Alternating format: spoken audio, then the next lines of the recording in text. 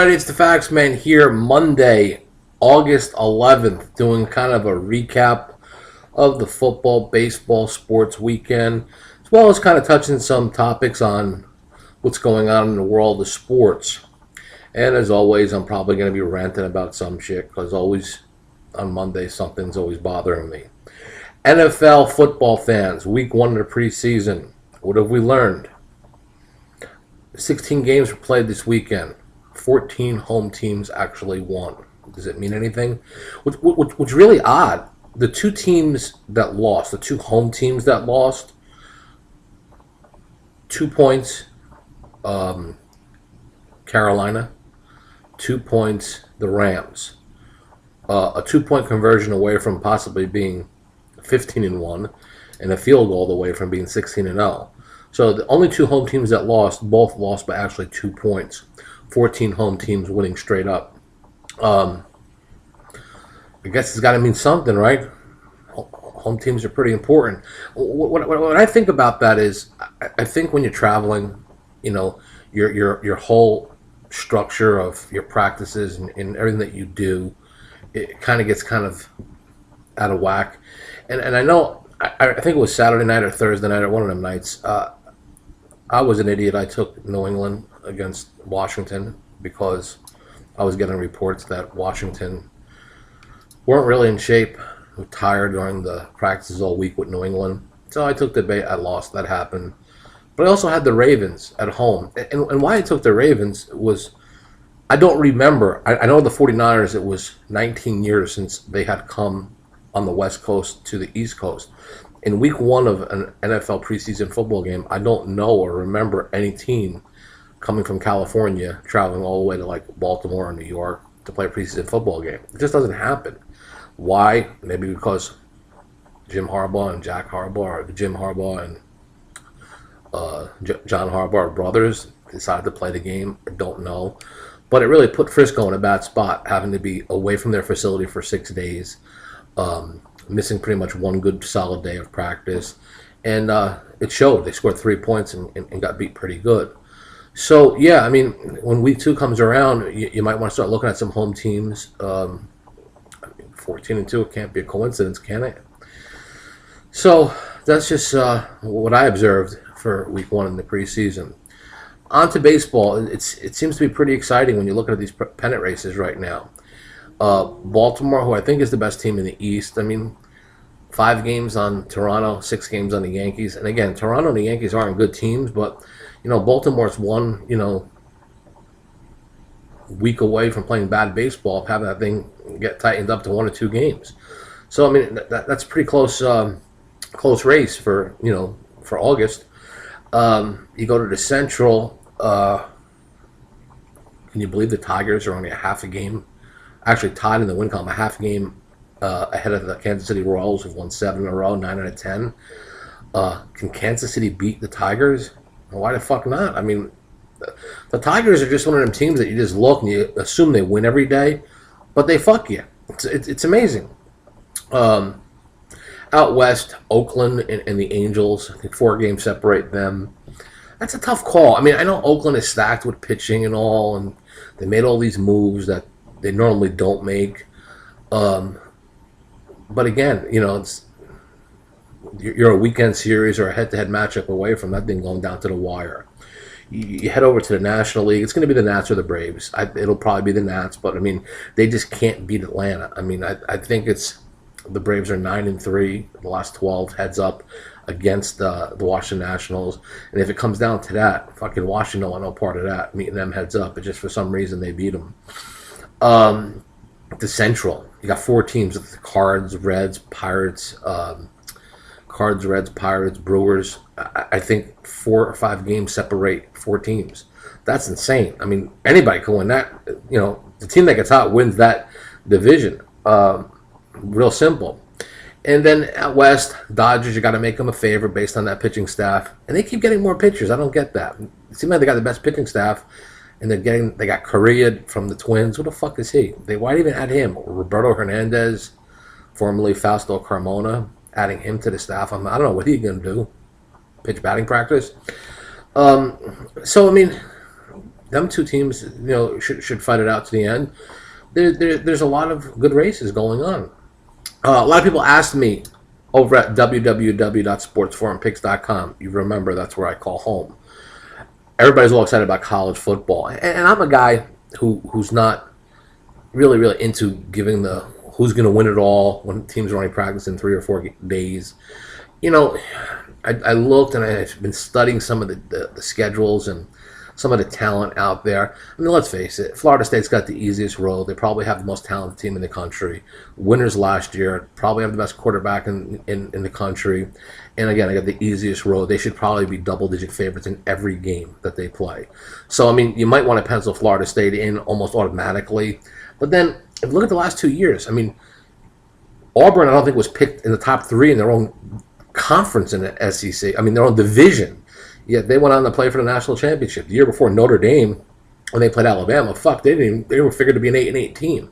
So a lot of times, what we'll say is, I can promise you this: when they play a national championship game, you're probably going to see a really good team like a Florida State or maybe an Alabama or teams that figure. But you're going to see a team like, wow, how'd they get there? Let's take a team like UCLA. UCLA has to do one thing: they got to get through Texas and Arizona State. We don't know how good Texas is with their new coach, but those are 2 road games. After that, the schedule's favorable. They're tough games. I think it's Oregon, Stanford, USC. They're all home. So if UCLA is cracked up what they're supposed to be, that could be a dark horse. I feel the same way about Oklahoma. I mean, their road games are Tulsa, West Virginia, Iowa State, Texas Tech. I mean, they win them. They're going to win them games. Their schedule's favorable. The problem is I don't trust Stoops. He's always got that one game where he lets down. But again, you have to consider him when you're looking at the schedule. Alabama is really not getting much love, but they're still Alabama. Their test is going to be one game. I think it's November 8th against LSU. After that, they're pretty much going to be favored to win every game, and they probably should win every game. So the LSU game pretty much could dictate Alabama, being in the mix or not. Teams that I'm selling, Oregon. I don't like Oregon this year. I really don't. I mean, they're going to have to play them back to, in a stretch. I think it's, who is it? Washington, Arizona, UCLA, Washington, Cal, Stanford, and at Oregon in consecutive weeks. How the fuck do you go through that without getting scaped, without getting popped once? I think Oregon, no, done. Forget them. Auburn, I think they're ranked up there, but I mean, they're going to lose 2 or 3 games this year. Their schedule's a little tough, and coming off of last year, SEC, there's too many good teams. And when you look at the whole scape of what's going on, in the rankings, you got like 2 or 3 teams in the Pac-10 that people like, 2 or 3 teams in the SEC people like. You got, Florida State and Florida State. And you go to the Big Ten, who's never going to get much love, but if Michigan State somehow beats LSU, Michigan State somehow beats Oregon at Oregon, then guess what? They're in a driver's seat because their only tough game would be Ohio State. So technically, they can get that win at Oregon, which would be tough. But if they do, then you're looking at either Michigan State and Ohio State meeting each other unbeaten. Ohio State's schedule real easy. Their only test, like I say, is going to be Michigan State. Their schedules, they schedule too many cupcakes. So we don't really know how the voters are going to go when this stuff happens. But I think a Big Ten team, even though we know the Big Ten has just been proven to suck in these kind of games when they're facing SEC teams, an unbeaten Michigan State or an unbeaten Ohio State would go by default. So, I mean, that's what I'm looking at. Another thing, too, don't lay down on Wisconsin. Wisconsin has to play LSU, I think, to start the season. If Wisconsin beats LSU to start the season, then their road, is easy. They'd have one tough game where they could possibly be an underdog at, which I don't even think they'll be an underdog. That's at Iowa. That's the second to the last game of the season. But they'll be pretty decent-sized favorites in every game if they can beat LSU. So you might even want to throw Wisconsin in the mix in the Big Ten. Again, I'm giving you 3 Big Ten teams who probably aren't as good as the second or third SEC team or second or third Pac-10 team. But favorable schedules could put them in the mix. You don't really know. So that's just some of the stuff that I'm looking at as far as college football goes. I will get more in depth on who I like, maybe possibly some team totals as we get closer and find out who's playing. Because one of these motherfuckers are getting suspended. One of these big players for one of these schools, they always do before the season even starts. My rant, the Twitter handicappers. These guys are killing me. I mean, I look at this and, Joe the plumber from fucking Saginaw, Michigan, goes on Twitter and tells everybody he's 70%. I think he wants $20 PayPal to get his top pick. And these guys put out all these games. Even the so-called professional handicappers, whoever the fuck that is, these guys, every game in baseball, they lose. It's the fucking comments. Did you see how I lost that game? Had the lead in the 9th inning. This guy made an error. I had the over in the football game, but the guy takes a knee at the 1-yard line. I mean, come on, guys. Here's a fucking box of tissues, okay? Start here. You want to cry? You're a fucking man. You're betting? Be a fucking man. Get the crying towel out. It's amazing that everybody's got an excuse. These fucking people have more excuses than a 30-year-old virgin. Look, you win and you lose. I did. You know what I did? I went to my forum, www.sportsforumpicks.com. Another shameless plug. But I gave some comp games out. I think it was like from Thursday to Sunday. And I didn't do well. I mean, I didn't do bad, but I didn't do well. I lost money. But when I win a game, it's just like, oh my God, who do you got tomorrow? Like everybody's all excited. You know what I mean? Dick is getting hard. Like, who do you got tomorrow? You had a great day. Don't mean anything. Have a bad day. You suck. Fuck, my dog could pick better than you. So, I mean, I was never a big guy when it comes to, oh, my record is 60%, 40%, 80%, 70%, because people spin it. They spin it. You get a guy that's 60 games under 500, and he's going around Twitter telling everybody he's 8-2 his last 10. Spin to win, I guess. I mean, it's just the way it is. But it pisses me off because people don't know any better. So, you sit there and you do this for more than 30 years like I do, and you're competing with some jerk-off that's, putting a title on his game on how great he is after 10 games, but somehow he fails to mention how, the month before he's like fucking 2-12 or 0 for October or some shit like that. It really pisses me off, because people believe that shit. I don't think I ever went in my forum or on one of these videos and said I'm 58%, 60%, 30. I don't do it. It's just I'm 0-0. Today is, you know what? My record today is 0-0. I have not lost a game yet today.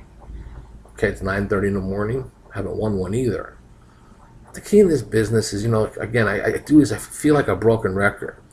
Yeah, if you get the opener and you could beat the closer and the risk on investment and the 2% of your bankroll and the jerking your cock, it's fucking nonsense.